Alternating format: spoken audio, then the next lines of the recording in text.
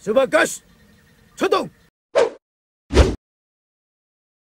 大家好，我係 Wono， 今日同大家開箱嘅就係全新推出嘅 Ultralight Chronicle 嘅 Gas Eagle。大家睇個盒都知道佢係以一個黑白為主嘅概念去設計嘅，所以成個盒咧都冇乜好睇嘅。而家就即刻拆盒同大家睇下入邊係點樣啦。今次呢個全新推出嘅 Gas Eagle， 之前我同大家開過嗰啲97年推出嘅 Gas Eagle 好唔同嘅。今次嘅 Beta 號同埋 Gamma 號咧，都係要自己人手安啲部件上去嘅，而且我試過玩嘅時候咧，由呢個膠盒拎架戰機出嚟咧，都係好吃力噶。而家就停一停機，同大家拆晒啲戰機出嚟，俾大家睇下入邊係點樣啦。我哋逐架同大家睇下，先同大家睇 Alpha 號先，因為 Alpha 號咧係飛鳥專用機嚟嘅，而且咧最大特點就係佢唔使砌，最方便就攞出嚟玩噶啦。大家就咁睇落去咧，已經見到佢個色調咧，比起以前97年嗰啲咧係更加之似劇中噶。因為大家睇翻劇照或者睇翻第二套劇嘅話咧，都係見到其實佢戰機嘅顏色咧係偏白噶，而佢今次係上翻一啲偏白嘅顏色，就令到成架戰機嘅造型咧同劇中係更加接近嘅，而且佢係唔需要大家貼紙嘅，全部都係印晒喺架機度嘅，可以轉個360度俾大家睇下呢一邊啦，後面啦，呢一邊同埋前面嘅，大家可以見到呢啲位置。呢啲位置同埋呢啲位置咧，全部都係唔需要貼紙噶，而且亦都係有凹凸嘅痕跡嘅。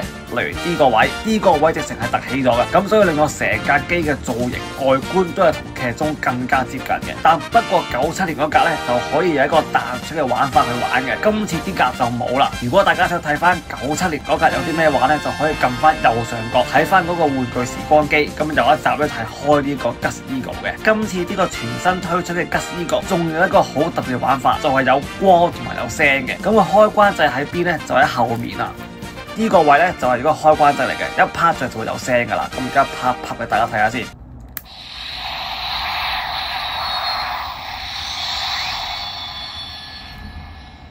大家可以聽到係有聲嘅，但係不過個聲音係非常之弱小噶。喇叭就喺呢度，而我哋只要撳呢一掣就係會有唔同嘅聲效出嘅，總共係有5種。先同大家玩晒啲聲效先。第一種飛行音1。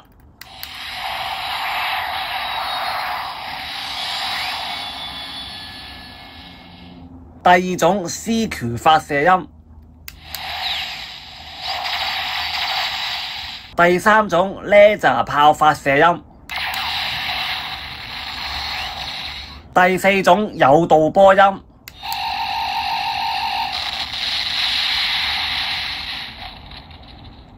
第5種着陸音。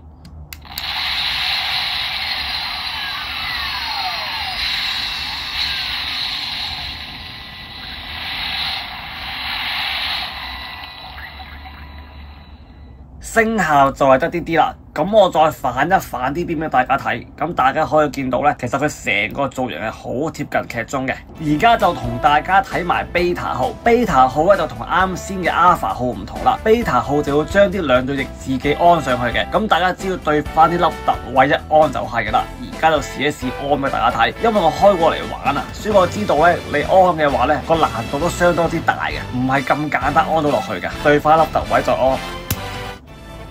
我哋而家就安晒成個 Beta 號落去啦，而家就同大家睇埋呢個 Beta 號嘅設計啦，同啱先 Alpha 號一樣啦。其實佢嘅設計都係偏白嘅，更加接近翻劇中嘅特色。而且見到呢啲 TPC 嘅標誌啊，呢個 TPC 嘅印啊，同埋呢個 Super Gas 咧，全部都係印上去嘅，咁所以就唔怕啲貼紙會甩出嚟啊。呢個設計都係做得非常好嘅。另外佢都係有聲光俾大家玩嘅，聲光掣喺後面，呢個就係開關掣啦，分別有 A 掣同埋 B 掣嘅。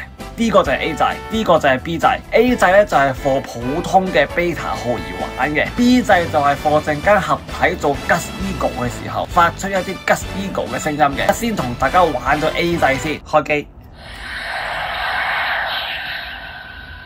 大家都見到啲光同啱先 Alpha 號一樣咧，都係白色嘅。咁 A 掣喺呢一個位啦，咁只要撳呢個掣咧，就可以發出 A 掣嘅聲音，分別係有5種嘅。第一種係飛行音2，因為飛行音1咧喺 Alpha 號度已經有啦，所以今次呢個 Beta 號咧係變咗飛行音2嘅。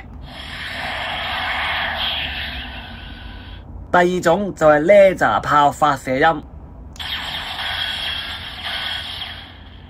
第三種就係 Volcano 發射音。第四種就係冷卻爆彈發射音。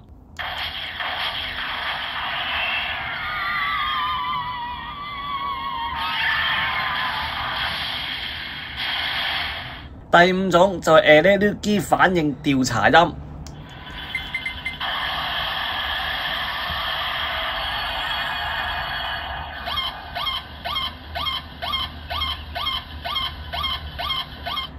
A 掣入邊就係有啲5種聲效啦，而家就熄翻機先，大家睇埋加碼號。加碼號佢都係俾咗2個鍵我哋自己安嘅，咁其實安嘅方法都好簡單，就咁樣成個拍落去就得噶啦，咁樣已經安咗噶啦。另外啦，佢都亦都可以識得喐嘅，就係貨你合體嘅時候升翻上嚟，唔合體嘅時候咧就跌翻落嚟咁樣啦。咁大家可以見到，其實成個加碼號都係偏白噶，接近翻劇中嘅顏色，而且佢入邊啲字啦，同埋呢一個 Super Gus 嘅標誌咧，亦都係印上去嘅，咁亦都係唔怕好似貼紙咁樣甩出嚟啦。而且加碼號亦都係有開關嘅，開關掣就喺後面呢個位，但不過唔同嘅就係佢係冇聲嘅，即係得光嘅啫。而家開俾大家睇啦，即使拍咗掣，但大家都唔知個光喺邊嘅，因為個光咧就唔係喺機頭度嘅，個光係喺呢一個位嘅。咁只要一拍着咧，呢個位就會發出一啲橙色嘅光啦。同大家分別玩晒3款，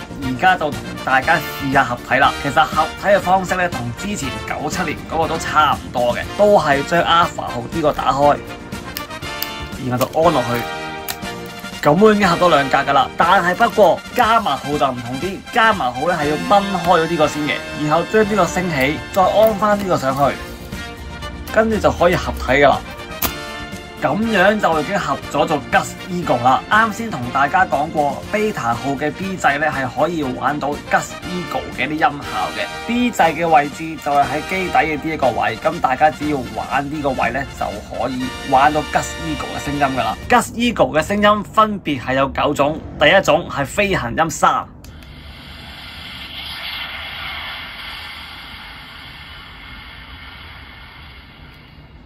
第二種就係呢個 Neo Maxima 始動音，即係呢個新超極增幅器嘅起動音啊。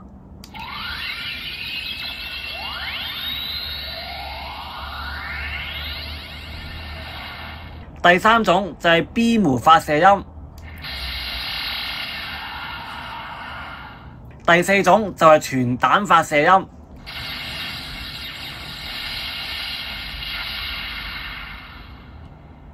第5種就係呢個反麥基茲麥誒呢啲奇嘅發動音，即係呢個第36集滅亡的微笑後篇用嚟打爆隻怪嘅防護罩嗰個起動音嚟嘅。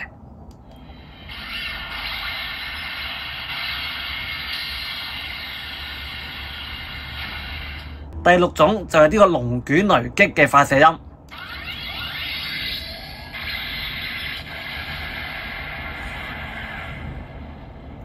第7種就係呢個 Dolly Speed 戰發效果音，即係呢個第34集射個蒂拿出去嗰一個發動音啊。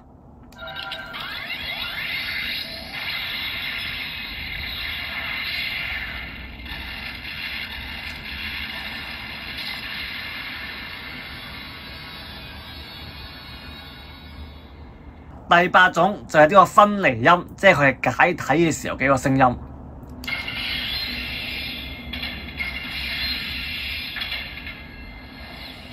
第9種就係呢個電磁網嘅聲音啊，咁大家可以睇翻第15集中間嘅發呢個電磁網咧，就係3架機分開發㗎。咁啱先我哋已經發咗分離音，所以而家就係貨啲戰機分開咗就可以發射到呢個電磁網啦。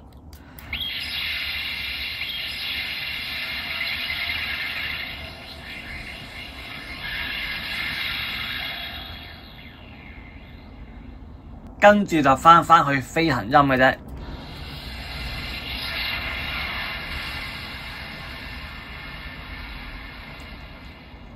而家就攞埋1997年推出嘅 Gus Eagle 同大家做個對比，但不過器材同埋環境有限啊，所以我個鏡頭咧只可以咁樣同大家錄啫。大家咁樣睇嘅話咧，就可以見到新推出呢個 Gus Eagle 咧，其實比起1997年推出嗰個咧係更加貼近劇中嘅。除咗顏色方面之外咧，其實佢入邊嘅造型都係更加貼近劇中嘅。以呢個 Beta 號為例子，大家可以見到呢個 Beta 號呢個窗口咧係做咗2格出嚟嘅，但係不過97年呢一格咧係做1格出嚟嘅。大家只要睇翻套劇或者啲劇照咧，就可以見到其實呢一格嘅2個窗口咧係更加符合劇中嗰個還原程度嘅。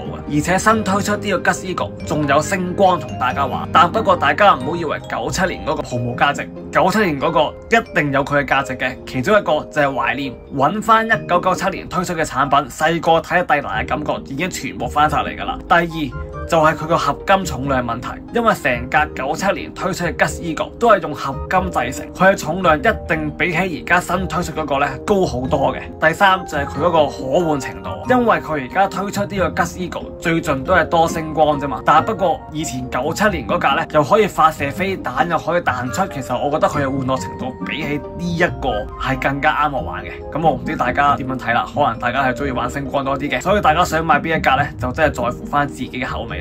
今次呢個新推出嘅 Gus Eagle 咧，對我嚟講係麻麻地嘅。雖然佢入邊係更加還原劇中，又有星光俾大家玩，但係不過價錢實在太貴啦。其實而家上網睇翻買翻97年嗰堆嘅 Gus Eagle 咧，個價錢都係大概1000蚊到㗎咋。但不過今次呢個咧係起碼接近800蚊啊，3架機接近800蚊，入邊仲要一首 BGM 都冇，只係得啲攻擊音效啊、飛行音效啊，所以其實我覺得係唔係咁抵玩嘅。所以如果大家有買開戰機嘅話咧，我自己係會建議大家真係成套買翻97年嗰堆算。今次呢一格咧，我覺得係唔使買嘅，除非你係好中意玩星光呢一個模式，我就覺得你可以買嚟玩下星光嘅。但係不過我覺得97年嗰格，無論係重量定係可換程度定係懷念價值，都係比起呢一格高嘅。今次呢段片去到呢度差唔多。如果大家想睇更多關於超人嘅影片，記得訂閱頻道，仲有撳埋個鐘仔，一有新影片我即刻知道。唔好唔記得讚好、留言同分享呢段片出去。呢